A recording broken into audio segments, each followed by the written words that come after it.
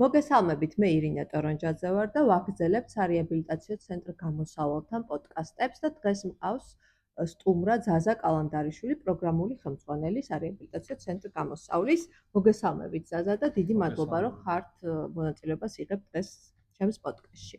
დავიწყოთ, ვაგრძელებთ, ასე ვთქვათ, თემას და კიდევ უფრო სიღრმეებში უნდა შევიდეთ და თქვენთან საუბარში, ასე ვთქვათ, პრივატულ საუბარში თქვენ ახსენეთ, რომ აი ადიქციას, ანუ მიჯაჭვულობას როგორ უყურებს მეცნიერება და მე ძალიან დავინტერესდი, უცებ რაზეა ლაპარაკი და როგორც ჩანს, საუბარია, არ ვიცი, ფსიქოლოგია, ფსიქიატრია, ნეირომეცნიერებაზე თუ რომელ მეცნიერება, რომელ დისციპლინა შეისწავლის ადიქციას და როგორ უყურებს ამ პრობლემას. მოდი ამით დავიწყოთ. მადლობა, ვფიქრობ, რომ მნიშვნელოვანი საკითხია, იმიტომ რომ გააჩნია მოკლედ ვინ საუბრობს, ვინ არის მომართვიანობის ასე ვთქვათ ავტორი და ვინ როგორ აღიქვავს თუნდაც ამ კონკრეტულ ტერმინებს. ხო, ეს ძალიან მნიშვნელოვანი საკითხია, იქიდან გამომდინარე, რომ ადამიანებს ვისაც თვითონ აქვს ადიქციის პრობლემა მიმართვიანობის დროს, ან სპეციალისტებს, ვინც დარგში მუშაობს რეფერირების დროს და ზოგადად თუნდაც გამოჯანმრთელების სამკურნალო გეგმის შედგენის დროს, ამას ძალიან სერიოზული გადამწყვეტი მნიშვნელობა აქვს. ჩვენ ვამბობთ, რომ ადიქტოლოგია არის მეცნიერება, დარგი, რომელიც ცალკე ამ მიჯაჭვულობის დამოკიდებულებას სწავლობს და აქ არ იგულისხმება მხოლოდ რაღაცა ნივთიერებებზე დამოკიდებულება, ან რაღაცა კონკრეტული ადიქციური ქცევის ერთი კონკრეტული რაღაც. ბოდიში, ადიქტოლოგია ესე ცალკე არის? რისი დარგი? რომელი მეცნიერების დარგი? მე ხო ცოტა ის მაგრამ ერორი. ანუ ცალკე მეცნიერებად განიხილება უკვე ადიქტოლოგია. ანუ ფსიქიატრიის ან ფსიქოლოგიის დარგი არ არის, არც ნეირომეცნიერება. შეგვიძლია ეს ცალკე არსებობს არის ადიქტოლოგია. მიმართულება. ეს საინტერესოა, ხო? რომელსაც ადიქტოლოგია ქვია და ჩვენ საქართველოში საბედნიეროდ უკვე ყავს, ასე ვთქვათ, ადიქტოლოგების სპეციალისტები, რომლებიც ზოგადად ფართედ უყურებენ ამ საკითხს, მეცნიერულად სწავლობენ და ასე შემდეგ. რა თქმა უნდა, აქ მოიაზრება როგორც ფსიქიატრების რაღაცა ნაწილობრივ მონაწილეობა, ნარკოლოგების და ყველა იმ დარგში მომუშავე სპეციალისტების, რომლებიც ზიანის შემცირების პროგრამებში მუშაობენ, მკურნალობა რეაბილიტაციაში მუშაობენ, შეიძლება პრევენციაში მუშაობენ, ანუ იმიტომ რომ ეს არ არის მხოლოდ ერთი რაღაცა ადიქცია არ არის ერთი კონკრეტული სუბსტანციის პრობლემა, ან ერთი კონკრეტული რაღაცა დიაგნოზი, რაღაცა როგორ ვთქვა რა, რაღაცა ნივთიერებების მოხმარებით გამოწვეული რაღაცა აშლილობა, ხო, ესე რომ ვთქვა. ხო, რასაც ვთქვათ კლასიფიკატორებში ვნახავთ მსოფლიო ჯანდაცვის ორგანიზაცია და ფსიქიატრია როგორც ამას განიხილავს, ხო? ეს არის გაცილებით უფრო ფართემასშტაბიანი, როგორც ამაჩვენებლად ბიოფსიქოსოციალური, ასე ვთქვათ, მულტიფაქტორული რაღაცა მდგომარეობა, რომლის სამართავადაც, შესასწავლადაც და შემდეგ გამოჯანმრთელების კუთხითაც ძალიან სერიოზული მნიშვნელობა აქვს, ხო, რომ ამ ფართი ჭრილში დავინახოთ რა. ამაზე მეტყველებს თუნდაც ნივთიერებების დამოკიდებულების უამრავი შემთხვევა, როდესაც ადამიანები იწყებენ მკურნალობას და როდესაც ესე ფართოდ არ არის დანახული ეს პრობლემა, მკურნალობა და შედეგი არის ძალიან ხანმოკლე, ან ფრაგმენტული, ან ნაწილობრივ რაღაცა ეფექტურობის მომტანი და შედეგის, რა თქმა უნდა, და ის გრძელვადიან რემისიას და რაღაცა ადამიანის ხარისხიან ცხოვრებაში დაბრუნებას ვერ უზრუნველყოფს, ხო? სამწუხაროდ კი გვესმის, რომ ეს მორეციდივე დაავადება და 100% გარანტიას ვერც ბიოფსიქოსოციალური მოდელი ვერ უზრუნველყოფს, მაგრამ შანსების თანაფარდობა და ალბათობა იმისა, რომ ადამიანი დარჩეს გაცილებით უფრო მაღალია შედეგის და ეფექტურობის თვალსაზრისით. ამიტომ უმნიშვნელოვანესია დეფინიცია, ანუ როგორ აღვიქვავთ და ადამიანებს გავაგებინოთ მათ ვისაც არ აქვთ ესეთი აღქმა კონკრეტული ტერმინის, რას ნიშნავს ხო ადიქციის პრობლემის მქონე ადამიანი, როგორ ჭრილში შეიძლება რომ შევაფასოთ, მე ვინ უნდა დასვას დიაგნოზი, თუ ამას დიაგნოზს დასასმელი აქვს, მე როგორ უნდა დაიგეგმოს ეს მკურნალობა და ასე შემდეგ, რა აქტივობებით უნდა იყოს გაჯერებული და ასე შემდეგ. ანუ გადაჭრის გზებსაც გვთავაზობს, როგორც მეცნიერება ადიქტოლოგია. რასაკვირველი. ანუ როგორც სწავლობს გამოწვევ მიზეზებს, ხო, ის როგორც ბიოლოგიური სამედიცინო რაღაცა კლინიკური კვლევებით გამყარებული რაღაცა evidence base, ასე ვთქვათ, მიმართულება, პრობლემის იდენტიფიცირებას რასაც ახდენს ამ მულტიფაქტორული მიზეზებიდან გამომდინარე და ასევე, რა თქმა უნდა, ის ფსიქოლოგიური, ემოციური, სოციალური ფაქტორები, რომლებიც კრიტიკულად მნიშვნელოვანია გამოჯანმრთელების პროცესში.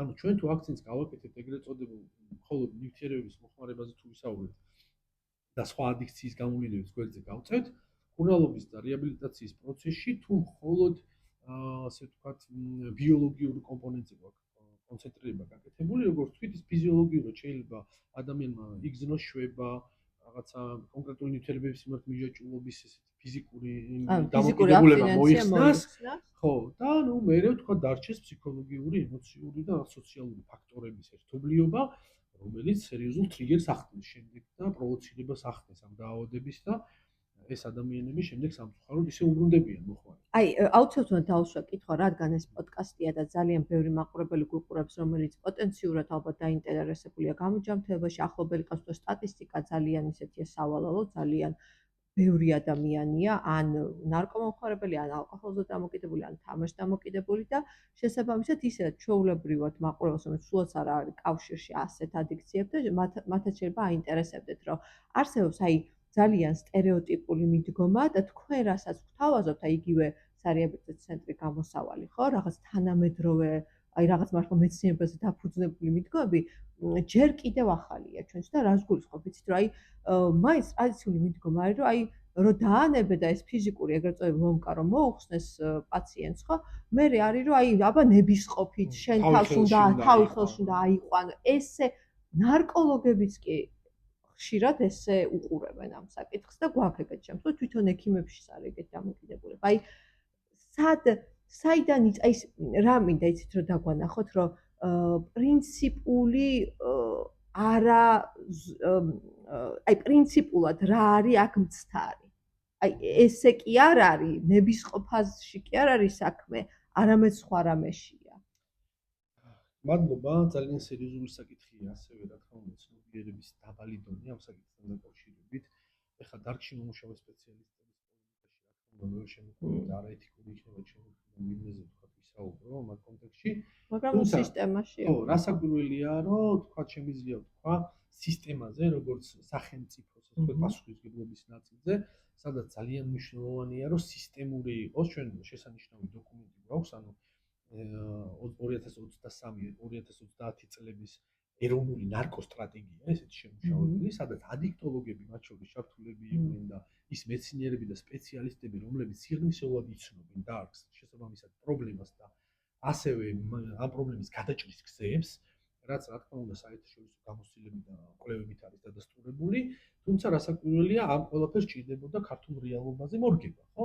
ანუ ეს დოკუმენტი სტრატეგიული შემუშავებულია, დადებულია, თუმცა ბოლო პერიოდში ჩვენ ვხედავთ, რომ ამ დოკუმენტიდან გადახვევა ხდება და მოკლედ ამაში სისტემა, ასე ვთქვათ, არ იღებს აქტიურ მონაწილეობას, რა თქმა უნდა, ჩვენ სამწუხაროა, რომ ყველაფერს თვალს ვადებთ, ხო? რაც შეეხება კონცეპტუალურად და სერიოზულ პრობლემას, ანუ აი სტიგმა რო არსებობს, რომ რაღაც თუნდაც ნარკომომხმარებელი ადამიანი, ან დამოკიდებული ადამიანი, რომელსაც აქვს ნივთიერებების მომხმარებლის პრობლემები, საზოგადოებისთვის აღიქმება როგორც სხვა საზოგადოების წევრად. ხო, აი ტენდენციურად ნახეთ, აი თითქოს დისტანცირდება საზოგადოება. მესმის რომ ანტისოციალური გამოვლენა აქვს ამ ადამიანებს, ჭირდებათ რესურსი, როგორც მორალური, ემოციური, ფსიქოლოგიური, მატერიალური და საკუთარ რესურსს რო ვეღარ უზრუნველყოფს ადამიანი საკუთარ რესურსით, იყენებს სხვა ადამიანების რესურსს და ამაზე რეაგირებს საზოგადოება. ესეც ნორმალური და მისაღებია, თუმცა აუცილებელია რომ ჩვენ ამ სტიგმის დავსხვრევაზე ვიმუშაოთ და აი ეს კლიშეების და რაღაცა სტიგმის გაღრმავებისკენ მომართული ტერმინოლოგიისგან გავემიჯნოთ, თქვათ, მაგალითად სიტყვა ნარკომანი, ესეთი სიტყვა, ანუ მანი სადაც უდევია, ლუდომანი მაგალითად აი შეიძლება გაგიკვირდეთ, მაგრამ მასტიგმატიზირებელი ტერმინი, ანუ პიროვნებას დაავადებასთან გაიგივებას ახდენს. ხო, და თვითონ ადამიანი შეგვყავს იმ მდგომარეობაში, რომ თითქოს ეს ის მდგომარეობაა, საიდანაც გამოსავალი აღარ არსებობს. ანუ მე ცუდი ვარ, მე მატყუარა ვარ, მე ნარკომანი ვარ, მე შეუმდგარი ვარ, მე არ შემიძლია ეფექტური კომუნიკაცია, ურთიერთობა, მატერიალური კეთილდღეობის უზრუნველყოფა, ანუ მე ვარ, ან პიროვნებასთან გაიგივებას აკეთებს. და თუ საზოგადოებაც, სოციუმიც, სპეციალისტებიც, მათ შორის სისტემა, სახელმწიფო და ყველა ჩვენ ხელს ვუწყობთ, რომ ეს სტიგმა გაძლიერდეს, რასაკვირველია ის ადამიანი თვითონვე იჯერებს, რომ ეს არის გამოუვალი მდგომარეობა და მის თავს შესაძლოა მაღალი რისკით დაუსვას განუკურნებელი, ასე ვთქვათ, დიაგნოზი და შეეგუოს იმოცემულობას, რომ ეს არის მისი რეალობა. ხო, და იაროს, ვთქვათ, ზიანის შემცირების პროგრამებში არა იქ, სადაც ვთქვათ, ჩვეულებრივი საზოგადოება მოძრაობს. არამედ განსალკავებულად რაღაცა სივრცე უნდა იყოს გამოყოფილი და ლოკაცია, სადაც მას ვერავინ ვერ დაინახავს, რომ ის ჩანაცვლებით მედიკამენტს იღებს პირობითად, ხო? აი ესეთი რაღაცა ტიპის აქტივობები და საზოგადოების რეაქციები, რა თქმა უნდა, არის უსერიოზულესი პრობლემა, რომელიც აისახება როგორც მომხმარებელთა თემზე, დამოკიდებულ ადამიანებზე და ასევე დარგში მომუშავე სპეციალისტებზე. ხო, ანუ კი ბატონო, ძალიან დასრულე. მნიშვნელოვანი საკითხია.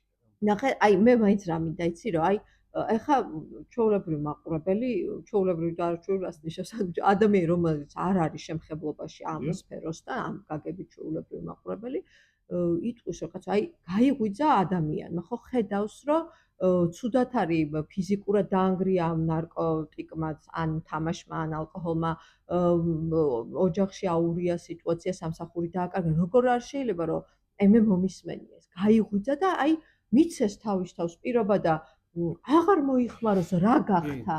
აი აქ ძალიან რა გავრცელებული ხდება, ასე ხო? ვთქვათ ის არის მოსაზრება, ხო. რომ ადამიანს მიუხედავად აი ამ შედეგებისა, რასაც თქვათ ეს მდგომარეობა, ანუ თერმინის მოხმარება, თამაში დამოკიდებულება, ნებისმიერი გამოვლინებად ადიქციის ზიანს აყენებს, როგორ არ შეუძლია რომ თქვათ ეს გაიაზროს და ხო ხედავს თვითონაც. უნდა ხო, გაიაზროს. ანუ ჩვენ თვითონაც ხო ვეუბნებით, ხო, რომ ნახე, ეს. შეხედე. ხო. იცით რა არის, რომ აი სივერაგი ამ დაავადების ზუსტად ეგ არის დაავადებად მაგიტოა მიჩნეული, რომ მაშინ, როდესაც პრობლემა თვალსაჩინო არ არის, შეჩერების აუცილებლობა არ დგას და მაშინ, როდესაც ადამიანს შეუძლია რომ გაიაზროს და თქვათ თავი შეიკავოს, ამის აუცილებლობას თვითონ ვერ ხედავს. ანუ რა ვიცი, ერთობა, კომპლექსებს იხსნის, თავისი საქმის კეთებისთვის, ანუ ბევრი მოტივი არსებობს მოხმარებელს, რომ კითხოთ, რატო იღებენ ამა თუ იმ ნივთიერებას, ხო? გაერთოს, იცეკოს და ასე შემდეგ.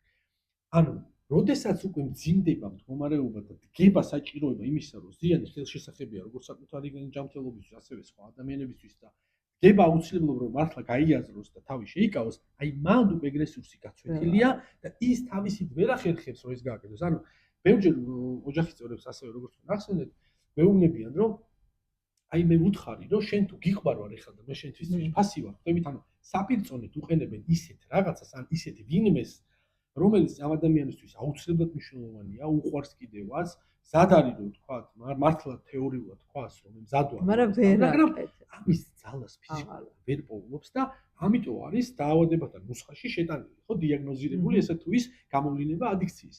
და თუ ადამიანი რაღაც მომენტში ჭარბი რაღაცა ალკოჰოლის მიღების შემდეგ, თქვა, ნახავს რომ რაღაცა ოჯახში უკვე პრობლემები ექნება, სამსახურში რაღაც დაეძაბა, დადგება ერთ დილას და იტყვის, უი, ეს რა ჭარბად სვიდა, მოდი ეხლა გავაგზავნოთ. გააგზელებს და მას პრობლემა არ ექნება და ვერ შევიტანთ იმ რაღაცა დაავადებულ ადამიანების ნუსხაში, ხო?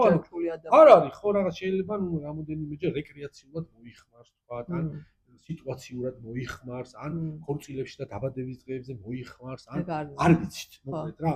ამ წუთას, ამ დროის კონკრეტულ მონაკვეთში რო გავზომოთ, რა თქმა უნდა, ვერ დავსვავთ რაღაც დამოკიდებულების დიაგნოზს და სინდრომის დიაგნოზს, თუმცა აუცილებლად უნდა ითქვას, რომ ეს სარისკო ქცევა არის ყველა მოხმარება. ანუ ნებისმიერი ადამიანი, ვინც იღებს ფსიქოაქტიურ ნივთიერებას, ნებისმიერი ფორმით, ესეც უნდა ვთქვათ, მოწევით, ნაზალური გზით შესუნთქვით, ინექციურად, ინტრავენურად თუ ასე შემდეგ, აბსოლუტურად ყველა მოხმარების ეპიზოდი ითვლება სარისკო ქცევად. როდის შეიძლება ეს კვალიფიცირდეს როგორც ადიქცია, ანუ დამოკიდებულება აშლილობად, ეს არის დროის საკითხი, თქვათ და ამ კონკრეტულ მომენტში შეიძლება რომ ვერ დავაიდენტიფიციროთ, იმიტომ რომ მაგალითად 3 თვეში ერთხელ მოიხმარდეს. თუ გავზრდოთ, ხო, წარსულში, მაგრამ ნებისმიერი მომდევნო მოხმარება მაინც ითვლება სარისკო ქცევად და იქ სასარგებლო თუ რამე ხდება იმ კონკრეტული მოხმარებლისთვის, არის მხოლოდ ილუზორული და არის იმ კონკრეტულ დროის მონაკვეთში გაზომილი, როცა ნივთიერების ზემოქმედება არის. აუცილებლად უნდა ითქვას, რომ როდესაც ნივთიერება გამოდის ორგანიზმიდან, დგება ის მომენტი, როდესაც ეს ადამიანი გრძნობს დისკომფორტს, აი ნაბახურსევი რო ავიღოთ, თქვა, ლეგალური ნივთიერება ალკოჰოლი და ყველას ალბათ გამოუცდია, ხო, ეს მდგომარეობა, მაინც დისკომფორტს განიცდის, ბუნება განწყობილების დაქვეითებას, ანუ დეპრესანტების ჯგუფია და გინდა არ გინდა ეს მოხმარება წინა, ასე ვთქვათ, ეპიზოდი შეიძლება ჩაითვალოს სარისკო ქცევად. ამიტომ ვერ წავახალისებთ ახლა ვერავის და ვერ ვიტყვით, რომ იცით რა, ალკოჰოლის მიღება, ვთქვათ, არაუშავს. ან რამე ნივთიერების მიღება. ყველა ნივთიერების მიღება არის სარისკო ქცევა. უბრალოდ ვიღაცა ადამიანები სხვაგვარად რეაგირებენ, ზოგს აქვს წინასწარი მოწყობილობა, განწყობა, ეს ბიოფსიქოსოციალურ მოდელში თუ ჩავსვათ და რაღაც ასპექტებია, სადაც მიდრეკილება უფრო მაღალია და ალბათობა იმისა, რომ მან გააგრძელოს ინტენსიურად მოხმარება და ვიღაცაში გაცილებით ნაკლები. ამიტომ ესე ვერ დავახარისხებთ ხა და ვერ ვიტყვით, რომ თქვენთვის შეიძლება, თქვენთვის არ შეიძლება. კი ბატონო. და აი რომ შევაჯამოთ ეს საკითხი, ესე იგი, ნარკო დამოკიდებულისთვის კი არა და ყველა დამოკიდებული ადამიანს ნარკოს როცა ვამბობ, ალკოჰოლსაც გულიხმობ დამოკიდებული ადამიანისთვის ეს ქცევა არ არის არჩევანი, მე ესე გავიგე. ის არის, იმიტომ ძალიან სტერეოტიპული მიდგომა, რომ თითქოს ის ირჩევს, კაც როგორ არ არის არჩევანი ჩემთან უკამათიათ მაგალითად, რომ რანაირად მიდის და აი მithkom შენ ხო არის სხვა დაავადებები და იმას ხო არ ირჩევს ადამიანი, იგივე ზოგს წნევა აქვს, ზოგ რაღაცა აწუხებს, ხო? არა კაცო, ეს თვითონ მიდის და აკეთებს, როგორ შეიძლება არჩევანი არ იყოს. აი აქ არის ყველაზე მეტი გაუგებრობა. ანუ შეგვიძლია ვთქვათ, რომ ეს არ არის. დავაზუსტებ, ხო, ანუ დამოკიდებულების სინდრომი ვისაც აქვს, ის ადამიანები კარგავენ კონტროლს რაღაც მომენტში და ნუ მათ არჩევანი მიწუთას ვთქვათ. ესე თეორიულად შეიძლება დაფიქრდეს და თქვას, რომ იცით რა, ეხლა რომ მოიხმარო შეიძლება სამსახურიდან გამომაგდონ, მაგრამ ვერ აკეთებს სასიკეთო არჩევანი. ის იაზრებს, რომ ის არჩევანი უფრო ასე ვთქვათ, სასარგებლო შეიძლება იყოს და ავთენტური და რელევანტური. თუმცა მოქმედებაში ვერ მოყავს ამ არჩევანი. ანუ როდესაც გადაწყვეტილების მიღების პროცესი მიმდინარეობს მის ფსიქიკაში, ხო?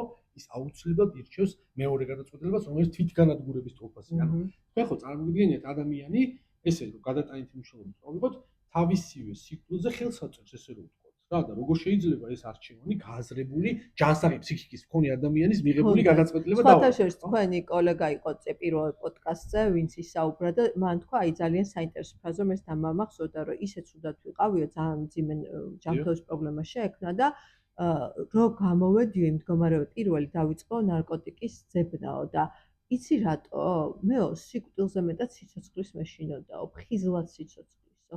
და ეს მდგომარეობა რო გაიაზრონ ადამიანებმა, საერთოდ სხვა რაკურსით შეხედავენ ამ პრობლემას. გასაკვირველია, ნახეთ, ამიტომ ამბობ ხოლმე, რომ თვითონ პრობლემის მქონე ადამიანების მიერ დანახული სამყარო სხვაგვარად ჩანს და თქვათ ადამიანების, რომლებიც თავის თავს ნორმატიულობად მიიჩნევენ. ამიტომ ერთნაირად და სწორხაზოვნად გავატაროთ, თქვათ, ყველა მიდგომა, ყველა ღირებულებათა სისტემა, ფასეულობა და რაღაცა სწორია, არასწორია და ეს ესე უნდა იყოს და ის ესე უნდა იყოს. ანუ ფიზიკურად შეუძლებელია. ხო, აუცილებლად რეალობა. ხო, იმიტომ რომ იმის გადმოსახედიდან ყველაზე პრიორიტეტი ამ წუთას არის ნივთიერებების მოპოვება, მოხმარება და შემდეგ სხვა ყველა დანარჩენი რამ ან ვინმე. და აუცილებლად უნდა ვთქვათ, რომ მე ხა თქვენ სარეაბილიტაციო ცენტრში არის ესეთი შესაძლებლობა, რომ პიროვნული ზრდის თუ სხვადასხვა ჯგუფები გავს, შეიძლება რომ აიმაღლო ცოდნა და კომპეტენცია და ძალიან საინტერესო რაღაც ინფორმაციას ვიგებთ ხოლმე და მაგალითად აი იყო ერთ-ერთ ესეთი საუბარი, რომ თვითონ ნარკო მოხმარებელს ყველაზე მეტად უნდა რომ თავი დაანებოს მოხმარებას და ყველაზე მეტად უნდა რომ კარგად იყოს უბრალოდ მისთვის ეს წამალი იქნება თუ ეს ჩანაცვლებითი რაღაც ალკოჰოლი თუ თამაში არის ის ფარი, რითიც ახერხებს კომუნიკაციას სამყაროსთან. ამის გარეშე ისრჩებაო დაუცველად და აბსოლუტურად არ იცის როგორ შევიდეს კომუნიკაციაში გარე სამყაროსთან. კი, რა თქმა უნდა, ფაზები აქვს თუ ნივთიერებების მოხმარებაზე ვისაუბრებთ ამ შემთხვევაში. პირველ ეტაპზე მოხმარების რა თქმა უნდა აქვს რაღაცა ეფექტი, რაღაცა ეიფორიული განცდა, სიამოვნება, ჭარბი რაოდენობით რაღაცა ჰორმონები, ენდორფინები, დოფამინები და ამ შემდეგ იყოფა. ეს რა თქმა უნდა ილუზორულია, იმიტომ რომ ხელოვნურად ხდება ყოველთვის გამოდევნა იმ პარკუჭებიდან. თუმცა რაღაც დრო რო გადის, საჭიროებისამებრ მოხმარება გრძელდება. ანუ იმხელა ეფექტურობა არ აქვს. უბრალოდ შემოდის, როგორ ვთქვა, ნახეთ როგორი დამოკიდებულება, აი მოვიხმარ და მერე ვიმუშავებ. აი მოვიხმარ და მერე წავალ გავაკეთებ. ჩვეულებრივი ოპერირების ფუნქციონირების დარჩის. ადამიანი ჭირდება რაღაცის მიღება გარეთ, ხო? მერე ეს ფაზაც რო გაიგის, დგება უკვე ეს სამწუხარო ძალიან ბევრი ადამიანი იმ ფაზას, ბოლო ფაზას, საიდანაც გამოჯანმრთელების დაწყება გაცილებით უფრო რეალურია, ვერ აღწევენ ხოლმე. ელემენტარული მიზეზის გამო, რომ მომაკვდინებელი დაავადებაა და ძალიან ხშირია შეუთავსებლობა. ეს ინტენსიური მოხმარება. თუმცა მესამე ფაზაში, ბოლო ფაზას, რასაც ვამბობთ, ეს არის, რომ აღარც მოხმარებით, აღარც მოხმარების გარეშე დიდად არაფერი აღარ იცვლება. ისე მოხმარებაც ცუდად არის. ისედაც ცუდად არის და ისედაც. ანუ აქ უკვე ეგზისტენციალური შინაგანი კრიზისი დგება, რომელსაც ჩვენ ფსკერი შეიძლება დავარქვათ, ესეთი შინაგანი ფსკერი და აი ამ მდგომარეობას რო აღწევს ადამიანი, მან უკვე შესაძლოა, რომ რაღაცა ჩაირთოს ის მაღვიძარა, რომელიც ეუბნება, რომ ესე გაგრძელება ფიზიკურად არ შეიძლება, ვეღარ აგრძელებ და მოდი რაღაცა მოძებნე გზა, რომელიც აქედან გამოგიყვანს. აი ეს არის ხოლმე ყველაზე ისეთი ჩვენთვის ხელჩასაჭირი მდგომარეობა, ესე ვთქვათ, რომელიც ეხლა სიტყვა სტატისტიკა. ახსენეთ, და ნუ ყველაზე მეტად შედეგზე ესეთი ადამიანები უფრო გადიან, რომლებიც რაღაცა კუთხით შეიძლება ეს შინაგანით არ დაიწყოს გამოჯანმრთელება, მაგრამ გარეგანით მაინც რაღაცა ტიპის რესურსის გათავებასთან არის დაკავშირებული და ადამიანი უკვე ამ მდგომარეობითაც უკვე გაუსაძლის მდგომარეობაშია და ნუ ითხოვს ესე ვთქვათ დახმარებას. აი შემდეგ პუნქტად მაქვს მონიშნული შედეგიანობა და ეფექტურობა და სტატისტიკა. ალბათ აქ გულისხმობთ, რომ ადიქციას როგორც მეცნიერება ამ შემთხვევაში თუ აი ამ მეთოდები თქვენ რასაც იყენებთ გამოსავალში, აი რა შედეგიანობა და ეფექტურობაზე შეიძლება გქონდეს გათვლა და რა სტატისტიკა არსებობს, ალბათ სოფლიოში საინტერესო და ჩვენ შემთხვევაში რა. კი ბატონო, ძალიან მნიშვნელოვანი კითხვაა. ერთნიშნულად უნდა ვთქვათ, რომ არ არსებობს ერთი კონკრეტული ესეთი ორხაზოვანი და სტანდარტული მიდგომა, რომელიც ყველა პრობლემის მქონე ადამიანს 100%-ით გამოადგება და ამიტომ მეთოდოლოგიურადაც განსხვავებები არსებობს რა მიდგომების შორის. თუმცა რა თქმა უნდა, აი ეს ჩვენ რასაც ვიყენებთ 12 ნაბიჯზე, ასე ვთქვათ, დაფუძნებული და მინესოტურ მოდელს ვეძახით ბიოფსიქოსოციალურ მეცნიერულ მოდელზე, ასე ვთქვათ, ეს ეგზისტენციალური რაღაცა პრინციპული რაღაც მიდგომაც არის დამატებული. მსოფლიო მასშტაბით, მაგალითად ამერიკის შეერთებულ შტატებში დაახლოებით 75% სარეაბილიტაციო ცენტრების მსგავს მიდგომას იყენებენ, იმიტომ რომ ერთ-ერთ ყველაზე შედეგიანი მიდგომად ითვლება და რაღაცა 20%-მდე რემისია ითვლება უწყვეტი გამოჯანმრთელების შემთხვევაში და რეციდივებით. ესე ყველაზე შედეგიანი და ძალიან ესეთ ხელშესახები, ასე ვთქვათ, პროცენტად. თუმცა აქ რა თქმა უნდა გააჩნია ხანგრძლივობას, სადიზომება, ხო, ეს ეფექტურობა. 6 თვიან რემისიაზე ვსაუბრობთ, 1 წელში იზომება, 2 წელიწადში და ასე შემდეგ, ხო?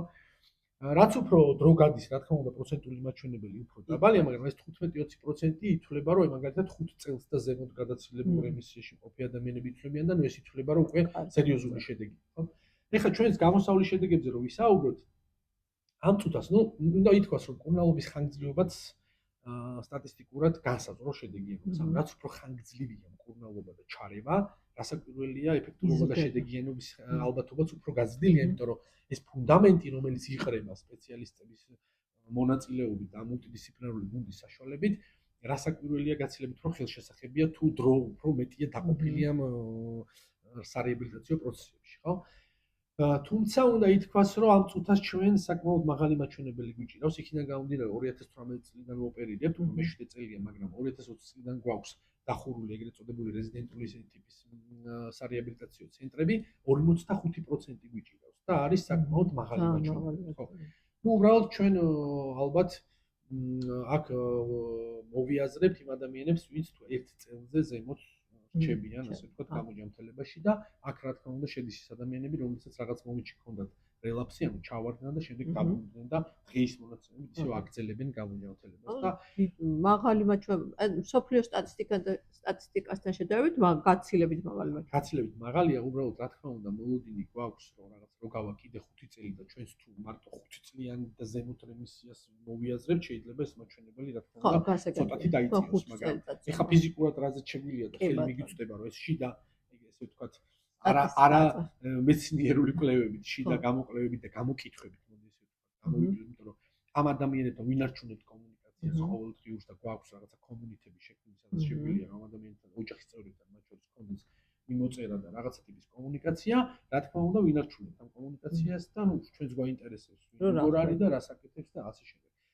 ასევე რა თქმა უნდა, ჩვენთან ძალიან ბევრი ადამიანი დასაქმდა შემიძლია და ისე ეგ მე მგონი ყველაზე აი მე რომ მკითხოს ადამიანმა, რა ვიცი, რაც შეხება მაქვს ამ საკითხთან, აი ყველაზე მეტად იმედის მომცემი და ყველაზე მეტად რეალისტური აი ჩემთვის არის, რომ მართლა იმდენად დაინტერესდეს ადამიანი, რომ ჯერ ყველა ეტაპი გაიაროს იქ თვითონ რიჰაბში, მე პოსტრეაბილიტაცია, მე ვიცი რომ სკოლა გააკეთეთ და ტრენერებს ამზადებთ და აი მე მაგ სივრცეში დასაქმება ჩემთვის არის ყველაზე მეტად ახსნის იმას და აზრდის ალბათობას, რომ ადამიანს შეიძლება შეინარჩუნოს სიფხიზლე, იმიტომ რომ აი სულ იმ გარემოში ტრიალებს და სხვებს ეხმარება და მესმის, რომ ესე თქვა ესეთი ის არის, მაგრამ უნდა გითხრათ, რომ ზოგადად პროფესიულად საკმაოდ რთული პროფესია არის. ეს უბრალოდ იმედი ალბათ ბოდიში კი შეიძლება მეორეს მხრივ ახლა რომ გავაჟღერე მეორე მხარეც კონდეს, რომ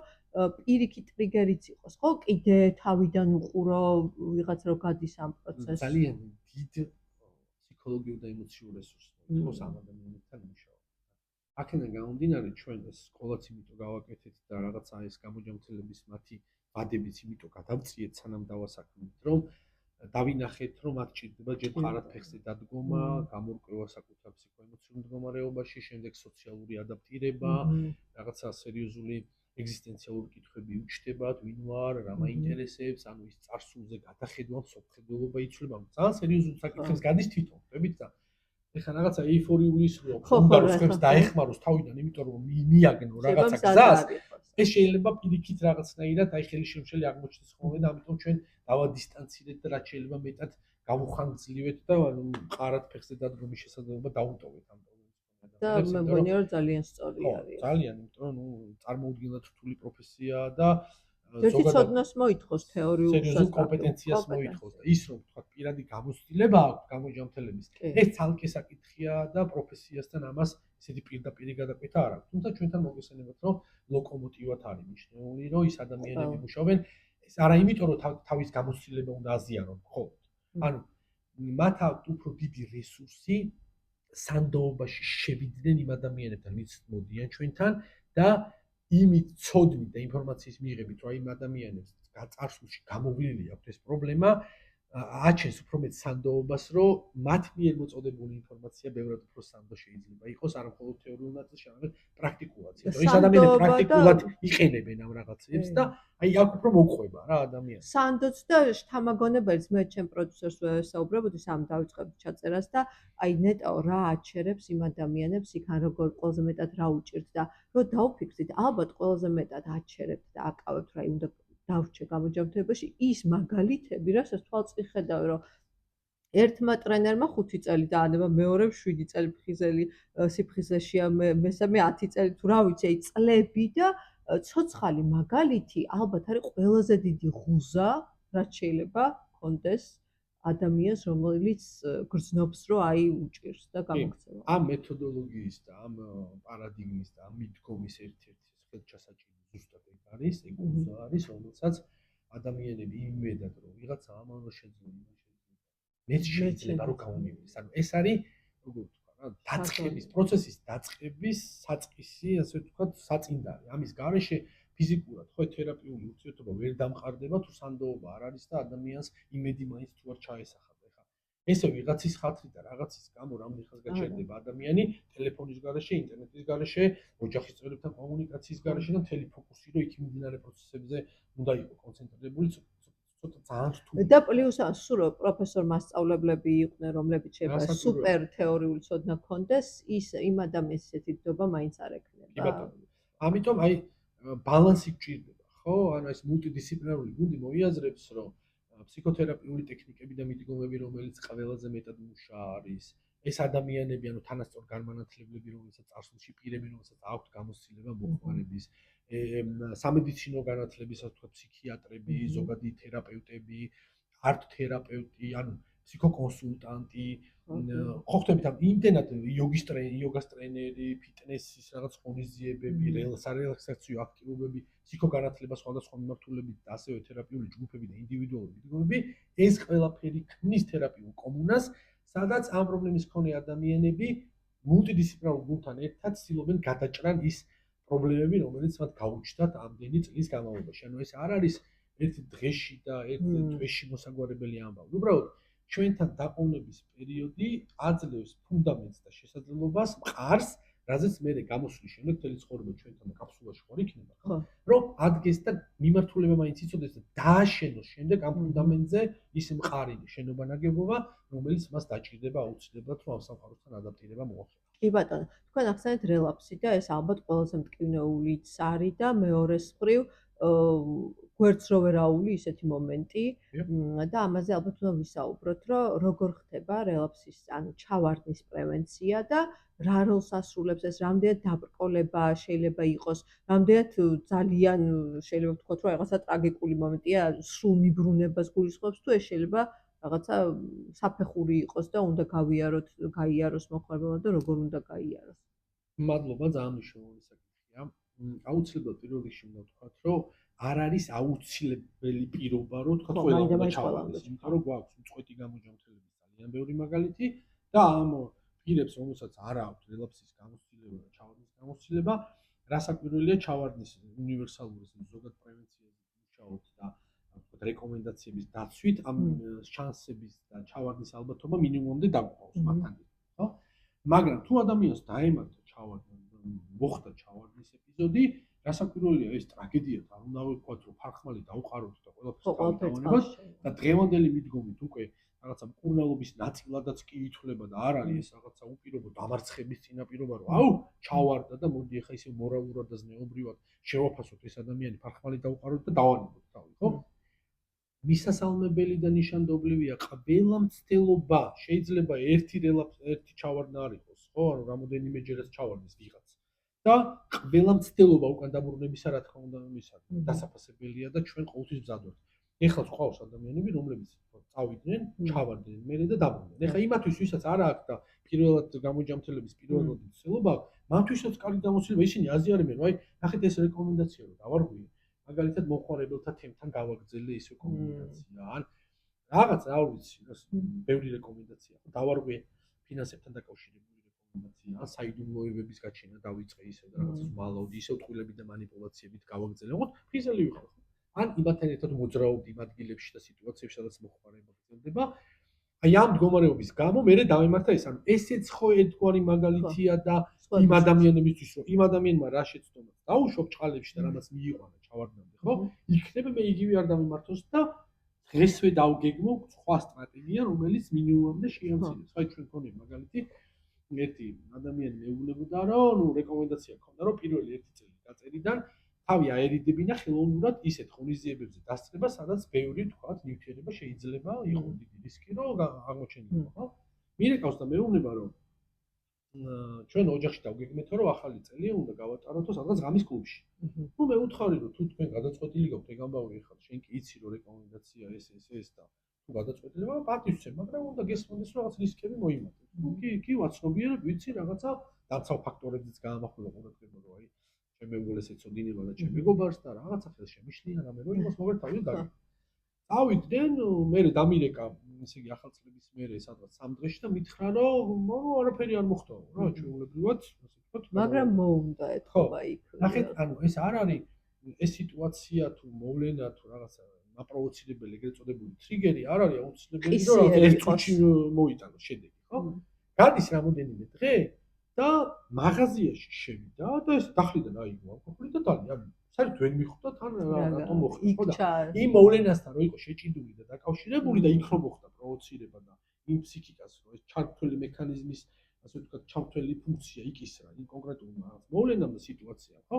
ამის გააზრება მერე მოხდა ანალიზის გაკეთების დროს, ხო? ამიტომ, ამიტომ ამბობთ ხოლმე, რომ ჩვენ არ გვინახავს ადამიანი, ვინც დადგა გამოჯამთრების გზაზე, მაქსიმალურად ცდილობს, რომ გაითვალისწინოს რეკომენდაციები და ვერ გადის შედეგს. ესეთი რამე არ გვინახავს, მაგრამ ასევე გვინახავს ბევრი ადამიანი, ვინც ამბობს, ეს რა რეკომენდაცია, მე ხო ვიცი როგორ უნდა გავაკეთო, ანუ ისევ თუ თავისებურად ფიქრობს, რომ ისევ იმ გონებით გადაჭრის იმ პრობლემებს, რაც შეუქმნა საკუთარმა თავმა. ხო და არ გვევს ამ რეკომენდაციებს, რა თქმა უნდა, მიდის ხოლმე მე იმ შედეგამდე და მე მოდის და აი საიდან იცოდით, რომ ეს ჩვენ გულთმისნები და წინასწარ მეტყოლები კი არ ვართ, უბრალოდ პროფესიონალები ვართ. ალბათობაზე ვსაუბრობთ და გამოცდილება გვაქვს, რომ ნახეთ, ამას თუ ვაკეთებთ, სავარაუდო რა შედეგები შეიძლება დადგეს ჩამონათვალია, თუ ესე ვაკეთებთ და ესე ვაკეთებთ, რა შედეგები შეიძლება დადგეს. ზაზ, აუცილებლად უნდა გავუშვათ ხაზი, რომ თქვენ რასაც ამბობთ, ეს არის ძალიან იმედის მომცემი, ძალიან მაგარი რაღაც და მინდა რომ მაყურებელმა გაიაზროს, რომ ნახეთ, თუ კი, იმიტომ რომ საუბარი არის მართლა პროგრესირებად ქრონიკულ დაავადებაზე, ხო? და თქვენ ამბობთ ესეთ რაღაცას, რომ ჩვენ გაძლევთ რეკომენდაციებს რაღაც რამოდენიმეს, ხო? ალბათ შეიძლება 30-მდე ან 50 იყოს, არ ვიცი ზუსტად, რომლის დაცვის შემთხვევაში შენ ფაქტობრივად გარანტირებულად არ ჩავარდები და იქნები გამოჯამთრებაში. ეს არის სუპერ მოცემულობა. ხო, ну აი შეიძლება ესე 100%-ად არ ვეუბნები, მაგრამ ამბობთ, რომ დიდი ალბათობით ძალიან დიდწილად შეამცირებს ჩავარდნის ალბათობას, თუ რა თქმა უნდა ეს ცხოვრების სტილი და წესი იქნება დანერგილი შენს ყოველდღიურ ცხოვრებაში. და არა ეპიზოდურად, მაგალითად, მოვა და ჩვენ გვეუბნება, რომ თეორია იცის და აი ესე უნდა გავაკეთოთ, ისე უნდა გავაკეთოთ. ჩვენ ვეუბნებით რომ მოხმარების პერიოდშიც ხო იცოდი რეალურად თეორიულად წესიერება კაცმა რომ უნდა იცხოვრო ხო ადამიანს, მაგრამ ცხოვრობდი, ახერხებდი, ანუ ქონდა მაგის ძალა და რესურსი და გამოცდილება? არა, არ ქონდა. ანუ გამოდის რომ ეგ თეორიული ცოდნა ძალად მაშინ იქცევა, როდესაც პრაქტიკაში ახერხებ ამის გაკეთებას და ეს რეკომენდაციები ერთგვარი გზამკვლევი და კალაპოტის მიმცემია და მიმართულების საით უნდა იმოძრაოს ადამიანმა და შენი გადასაწყვეტია შეიძლება იმოძრაო ამ მიმართულებით შეიძლება და აუცილებლად თქვათ ახლა ვინც არ იცობს რომ ეს რეკომენდაციები არ არის რაღაცა აფორიზმები და ანდაზები და ფრთიანი ფრაზები. ეს არის ფაქტობრივ ცხოვრების წესი. ანუ რუტინა და დისციპლინა. აი როგორც ახლა თუ გინდა რომ რაღაც ბიცეპსები ან პრესი დაიყენო, წახვიდე ივარჯიშო და ბიცეპსებზე ფიქრით არ გექნება არ და პრესზე ფიქრით პრესი, აი ზუსტად ეგეთი რუტინა და დავალებები, ანუ დისციპლინაზეა საუბარი. ხო? ანუ აქ ელემენტარულ დისციპლინაზე და რუტინაზე რასაკვირველია საუბრობთ, ეხა ადიქციის არაპრობლემის მქონე ადამიანებსაც ალბათ ყველას ჭირდება რომ რაღაცა ტიპის რუტინაში იყოს და ამ რუტინითაც კიდე რაღაცა სხვა პრობლემებსაც ალბათ ადამიანები აგვარებენ, ხო? ანუ ყურადღება გადააქვთ და ეს აქტივობა რაღაც რეალიზაციის და აღიარების შეხმარება და შემდეგ, ხო? მაგრამ აქ კრიტიკულად მნიშვნელოვანია, იმიტომ რომ რაც უფრო მეტი თავისუფალი დრო აქვს ადამიანს, უფრო მაღალია რისკი, რომ დარჩეს დიდხანს საკუთარ თავთან, რომელიც ესე ვთქვათ, ჭალებში ავად არის ეს ტვინი და მოაწოდოს ისეთი გენიალური ჭალებში იდეები, რომელიც ხო, ანუ ისევ მიიყვანს სადღაც იქამდე, საიდანაც წამოვიდა, ხო? ამიტომ რასაკვირველია სტრუქტურირებული დღის განრიგი, დღის გეგმის წერა, რაღაცა უფრო მეტად დაეხმარება, რომ ეს აქტივობები რო იქნება გაბნეული და იცის რომ გეგმა ზომიერად. ეხლა ეს არ ნიშნავს რომ კაფსულაში უნდა მოექცეს, არსად არასდროს არ მივიდეს, არსად არავინ არ არა, ალბათ პირიქით არის. ვიღაცა შეიძლება ამას ჩვენ ვამბობთ რომ პირიქით, ანუ სოციალურად უნდა ადაპტირდეს. ეხლა შეიძლება ეგრე ვიღაცა წავიდეს ტყეში ჩაიკეტოს მარტო და დაანებოს მოხმარებას. თავ ესეთ მაგალითებიც არის. ხო, ჩვენ ხო არ ვამბობთ რომ რაღაცა იზოლირებულ იმაში იყოს. ან ჩვენთან იცხოვროს მთელი ცხოვრება ან რაღაცა. ეს სიგიჟეა ალბათ და ნუ ყველაზე ვერ გავრცელდება ერთეული შემთხვევები, შეიძლება ესე გადაწყვიტონ და გააკეთონ გინდას, მაგრამ ჩვენ საუბრობთ ნორმალურ ადაპტურ პირობებში ადამიანი რომ რესოციალიზაცია მოახდინოს და ინტერესთა სფერო გამოავლინოს, საკუთარი თავი იპოვოს, თვითრეალიზება მოახდინოს, რაღაცა ეფექტური ურთიერთობის რაღაც კომუნიკაციის საშუალებები, ასერტულობის ტრენინგები გაიაროს, ემოციური რეგულაცია შეძლოს, პასიფიცირება მოახდინოს, მე ამ ემოციებზე არ რეაგირებდეს ისე როგორც ადრე რეაგირებდა, რაც ერთ-ერთი ასევე ჩამთვლელი და ანუ ესე კომპლექსურად შეცვალოს კონცეპტუალურად მისი ხედვა და მსოფლმხედველობა და შესაბამისად ცხოვრების წესი. აი ესე ძალიან ზოგადად რო. სხვა შორის აი თქვენ ხა ძალიან კარგად ახსენით და კიდევ ერთ-ერთ ჩართვაზე ზუსტად არ მახსოვს ვინ იყო სპიკერი, თქვა ძალიან საინტერესო ფრაზა, რომ გამოჯამთებებას უნდა შეხედოთ დამოკიდებულებმა არა როგორც აი რემონტსო, რომ აი რემონტი გავაკეთე და აი გაკეთებული. არამედ როგორც აი ბაღის მოვლასო. ბაღსო ყოველდღე ყვავილებს თუ არ მოუარენ, დაჭკნება. აი როგორც ბაღს უვლითო, ისე უნდა ეს არის ესეთი მიდგომა, რომ ყოველი ანუ იქ კითხვა იყო, რომ აი რამდენი ხანი დამჭირდება, რომ გამოვჯამთელდე. არ არსებობს ეგეთი დრო, რა სულ უნდა იზრუნო, როგორც ბაღზე, შენ თავზე. აი ნახეთ, რატო ვამბობთ და აბსოლუტურად მაგ ასე ვქია, ვეთანხმები, ასე ვთქვათ, ესეთ შედარებას მეტაფორებს და რატო, ხო? ერთის თუ ვამბობთ, რომ დაავადება არის ქრონიკული და შესაბამისად ვამბობთ, რომ საკუთარ თავზე ზრუნვა და მოულაპატრონებაც ესე ვთქვათ უწყვეტი პროცესია, ხო? ეს ნიშნავს, რომ შეგვიძლია ესე ვთქვათ კიდევ, რომ ის რესურსი და დრო, რაც დაავადება წაიღო და ჩვენ უთმობთ დროს დაავადებას, იმის 10% რომ ყოველდღიურად გამოჯამთელების აქტივობებს დაუთმოს ადამიანს, ხო? შედეგს ეკავა. მაგრამ რასაკვირველია ადამიანებს უნდათ რომ რაღაცა უნივერსიტეტივით ხო რაღაცა გაიარონ, ჩააბარონ და მე დიპლომი დადო სახში და თქვენ რომ მე ყველაფერი ვიცი, ანუ ეს ხო ვერც ერთ ასე ვთქვათ იმაში ვერ გავატარებ, პროფესია გინდა, პიროვნული განვითარება გინდა, უწყვეტი პროცესია და შესაბამისად როგორც ყველა სხვა ქრონიკული დაავადებანი, მათ შორის თუნდაც რაღაც ქრონიკული შაქრის დიაბეტი, სისტემატურად ადამიანს ჭირდება რომ აკვირდებოდეს, არ მოიმატოს შაქრის შემცველობა რაღაც ორგანიზმში, ხო თუ რაღაცა ისული რეზიდენტური არ მიიღოს ისეთი საკვები, რომელიც პროვოცირებას ახდენს, ან რაღაცნაირად ხო გაიზომოს შაქრის დონე, ანუ რაღაცას ხო აკეთებს იმისთვის, რომ მონიტორინგზე ედოს ხელი. ან ჰიპერტონიის შემთხვევაში, ჰიპერტენზიის შემთხვევაში, ვისაც წნევებია, ხო?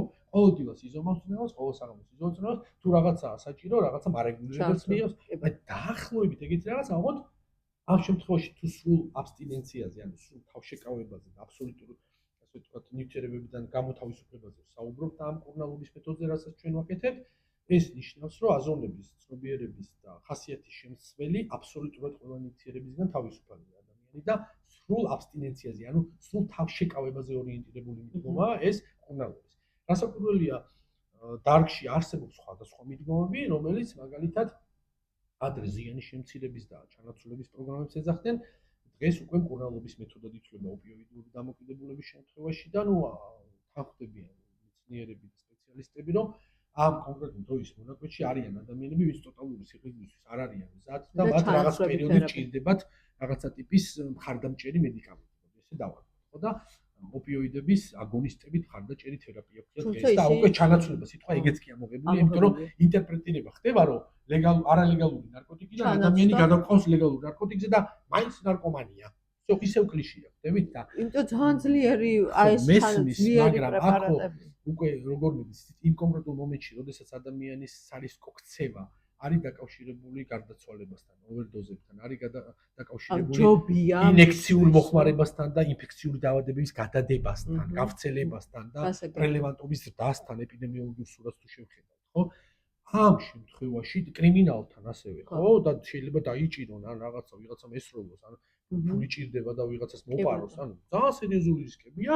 რასაკვირველია გადაწყდა, რომ მოდი მართლადი იყოს, კონტროლირებადი იყოს და რაღაც სამედიცინო ჯანდაცვა, ანუ ზრუნვაში შემოვიყვანოთ ეს ადამიანი და იაროს ამ პროგრამაში რა, მაგრამ რასაკვირველია ეს პროგრამა კიდე არ გულისხმობს მარტო მედიკამენტის მიცემას და ამაზე ცალკე პოდკასტია ჩასაწერი და ცალკე სასაუბრო აუცილებლად სხვა სპეციალისტების მოწვევაც, მედიკოსების მოწვევაც პროგრამები და ალბათ თან მით უმეტეს ჩვენ ქვეყანაში ხა აქტუალურია ეგ თემა და ალბათ ცალკე მართლა გასახელოდი.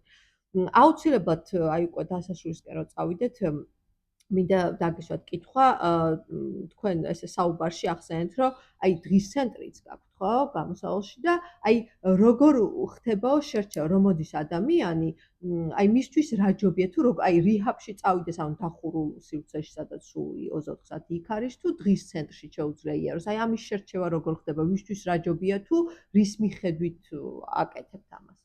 ძალიან მნიშვნელოვანი და საინტერესო ანუ ალბათ თქვენც ხვდებით, რომ ეხლა ვინც ჩვენთან მოვიდა და რაღაც დახმარება ითხოვა, ფიზიკურად ყველა სარეაბილიტაციო ცენტრში არც მიდის, ვერც მიდის და ასე შემდეგ, ხო?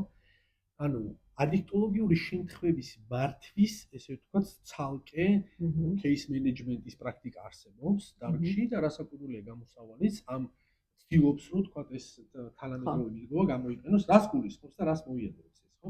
ჯერ უნდა მოხდეს თვითონ მონაწილესთან ერთად ამ შემთხვევის შეფასება. ანუ რეალურად პროფესიულად მულტიდისციპლინარულად გუნდმა შეაფასოს ამ ადამიანის მდგომარეობა. ანუ პირველ რიგში რა მდგომარეობაა, რა დაზიანებაა, რა საჭიროებაა და რა მიზანი აქვს ასევე თან მას. აი ხანგრძლივობა და ის სამკურნალო მეთოდები და გეგმა მერე იგეგმება რა. რამდენი ხნის მომხმარე. ჯერ უნდა შეფასდეს მისი ესეთი ბიოფსიქოსოციალური მდგომარეობა და თვითონ ამ ადამიანს ვეკითხებით, რომ შენი მიზანი რა არის? შეიძლება ადამიანი მოვიდეს და გითხრას, რომ ზაზა, მასწავლე, რომ ჩემთვის უსაფრთხოდ მოვიხმარო. ანუ თანშივე ესეთი, ეხლა უნდა მეკითხე, რა უნდა იყოს მიზანი? აი არის ეგეთი მიზანი და ჩვენ ვეუბნებით, რომ ძალიან დიდი ბოდიშით, ანუ აზრი არ აქვს ამ გაგრძელებას ჩვენი საუბრის, იმიტომ რომ ჩვენ ეგეთი რამე არ ვიცით. ანუ გამოდის, რომ ადამიანს შეიძლება ისეთი რამე დავპირდეთ, რაც ფიზიკურად ჩვენ არ ვიცით როგორ უნდა გავაკეთოთ, ხდებით? ამიტომ ესეთ ადამიანთან ვერ დგება თანამშრომლობა ან კონტრაქტს ვერ შევადგენთ, ხო? აი ეს ამნიშნული საკითხია, რომ რა მიზნით მოდის ადამიანი, რა დაკვეთა აქვს და ჩვენ რა შესაძლებლობა გვაქვს და პლუს რა მდგომა შეიძლება მოვიდეს მაგალითად კომორბიდობა, ანუ ორმაგი დიაგნოზი რომელიც არის, ანუ ნივთიერებების მოხმარებაც არის და ფსიქიკური რაღაცა აშლილობაც, რომელიც უკვე დიაგნოზირებული, ანუ ორი დიაგნოზი ერთად, ორმაგი დიაგნოზი, ხო?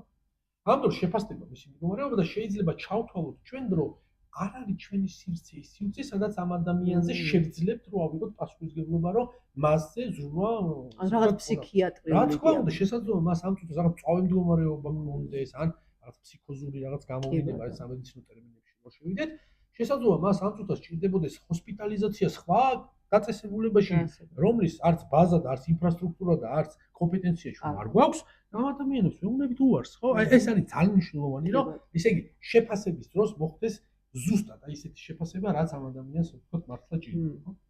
ამის შემდგომ თუ შეფასდება რომ კი ბატონო არის თქვენია. ჩვენი რაღაცა ჩვენიანია ამ შემთხვევაში უკვე იგეგმება რასაკვირველია მისი დამოკიდებულების სიმძიმის ინდექსიდან გამომდინარე რაღაცა და როგორი მოთხოვნა საჭიროება აქვს მას ხო სოციალური ფაქტორი როგორი შესაძლებლობა აქვს ესა ბევრი რამე უნდა დაემთხოს რა რომ ადამიანი მოხვდეს თქვა სარეაბილიტაციო იქიდან გამომდინარე რომ მაგალითად ხელმისაწვდომობაც არ არის ხო ისეთი რომ ვერ ფარავს თქვა ხელმომჭირნე ოჯახებს და ნუ ეს ცნობილი ფაქტია რომ ფსიქოსოციალური რეაბილიტაცია ძვირი ასე თქვა პრემიუმ ხარისხის სერვისია ხო შესაბამისად კი მუშაობთ ჩვენ რომ თქვა რაღაცა ან დღის ცენტრი უფრო ხელმისაწვდომია რა თქმა უნდა ხო მაგრამ ნახეთ აქ არის ასევე რომ ბევრი ფაქტორი რო ხომ დაემთხეს ხო ხდება დიფერენცირება და პლუს შესაძლებლობიდან გამომდინარე თუ ადამიანს ეხლა მანდამაის რეაბილიტაციო ცენტრის საჭიროება აქვს რაღაცა ფონდი გვაქვს თქვა სადაც თუ რესურსი არის შეიძლება რომ იქიდან რაღაცა რესურსი გამოიძებნოს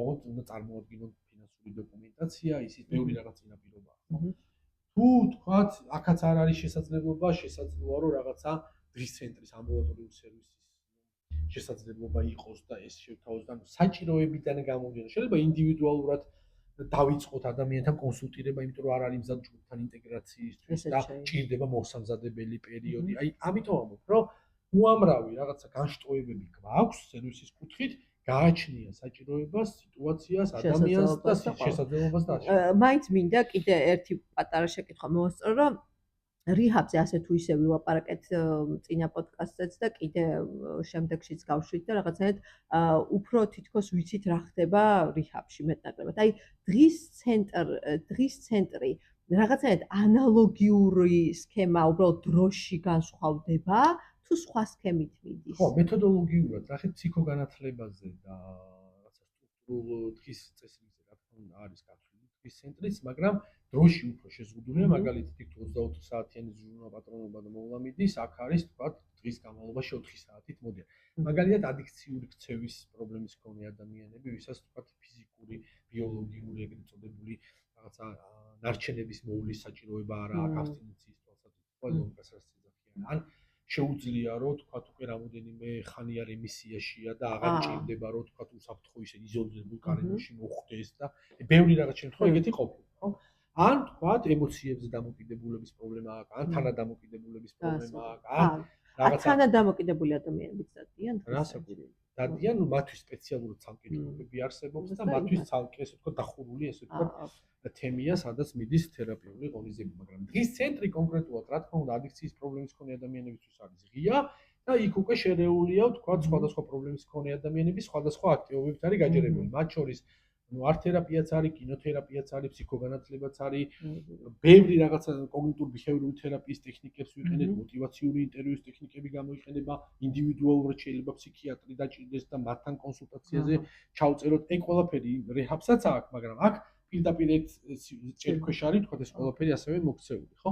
ასევე უნდა ვთქვა, მაგალითად, უფასო სერვისებზე ხელმისაწვდომობის თვალსაზრისით ამას არ შევეხეთ, იმიტომ რომ ისე გამოგვივიდა, რომ შეიძლება ვიღაცას თანხა არ აქვს და ანუ გამოდის, რომ ვერ გამოჯანმრთელდება, მაგრამ ჩვენი შესაძლებლობიდან გამომდინარე, ამას გავუსვო ხას, რაც შეგვიძლია რომ გავაკეთოთ, ეს არის კვირაში რამოდენიმეჯერ საინფორმაციო ტიპის შეხვედრები, როგორც ადგილზე, ასევე ონლაინ, ანუ რომ ხელმისაწვდომობა ემიგრანტებსაც გქონდეთ, აქ მაცხოვრებელ ადამიანებსაც, რომ ჯერ გაიგონ ზოგადად რა პრობლემაა.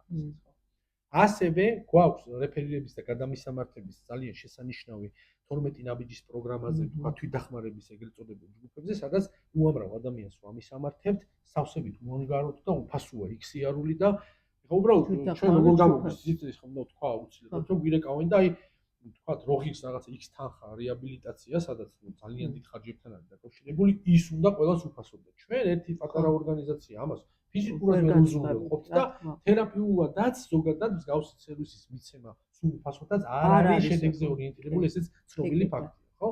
და ნუ სახელმწიფოც აგერ რაღაცა დეტოქსებს აფინანსებს ნარკოლოგიურს და შეგვიძლია ვთქვათ, რომ კერძო დეტოქსში ვინც თვითონ იხდიან ადამიანები, მათი შედეგიანობა გაცილებით უფრო ისეთია, ხო, შედეგიანი კი, ესე ცნობილია ფსიქოლოგია. მაგრამ ეგ არ ნიშნავს, რომ ვიღაცას ჩვენ ან კონსულტაციას არ გავუწევთ, ან საინფორმაციო შეხვედრებზე არ დავასწრებთ, ან რეფერირებას არ მოახდენთ, ან არ დავაკვალიანებთ, ან უარს ვეთქვით რაღაცაზე, სულ დრო ერთი თეთრი არ გქონდეს ჯიბეში. მეტი არ ვიცი როგორ უნდა ავხსნა, როგორ გავაკეთო, ბევრი ვიდეო მე ვარ ამის მოწმე, რომ ეს ნამდვილად ასეა. ეხლა აღარ მინდა იმაზე საუბარი, თქვათ ამის იქით კიდე რა საქველმოქმედო თქვათ აქტივობებს ვეწევით და ჩემი მხრიდან არ იქნება ეხლა ეგ სწორი, ხო? ამიტომ ნებისმიერ ადამიანს ამიტომ გამოსავალი ნამდვილად გამოსავალია. თავარია რომ ვიღაცამ დაგვირეკოს, მოგწეროს, მოგმართოს და რაღაცნაირად თქვათ მისი მოცემულობიდან და სიტუაციიდან გამომდინარე ის შესაბამისი რაღაცა მიმართულება. კი ბატონო, გაგიზიაროთ სად არის, რა წერტილში, რა მოცემულობაში და თქვენ